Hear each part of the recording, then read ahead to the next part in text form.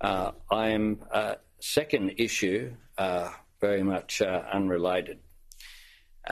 Earlier today, I was able to have a conversation with an Australian citizen, Cheng Lei, who has arrived safely here in Melbourne and has been reunited with her 2 children and her family. She was met at the airport by the Foreign Minister, Penny Wong. Her return brings an end to a very difficult few years for Ms Cheng and her family. This is an outcome that the Australian government has been seeking for a long period of time, and her return will be warmly welcomed, not just by her family and friends, but by all Australians.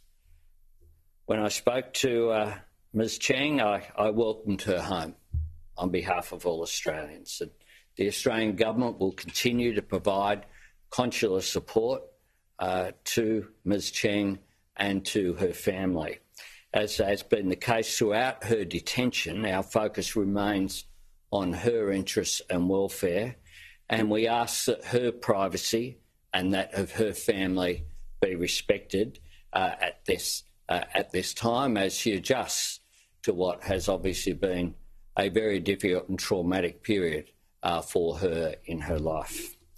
Happy to take questions. Prime Minister, was anything negotiated to facilitate Ms Lei leaving China and coming to Australia? No, we know that this has been the subject of ongoing discussions between the Australian and Chinese governments. We've continued to make representations on behalf of Australian citizens. That's what Australian governments do.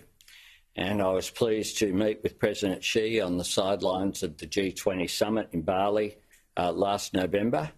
And I was also pleased to meet with Premier Li in Jakarta when the ASEAN summit took place just a short time ago, but also to have a discussion with him at the G20 events that occurred in New Delhi.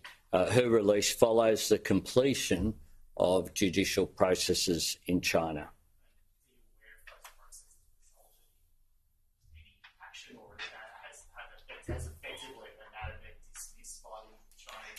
Her matter was concluded through the legal processes in China.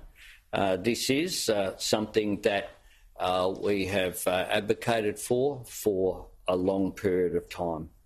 And I think that certainly I pay tribute to all who have made representations, both on the political level, whenever we have met with our Chinese counterparts, now that those processes occur.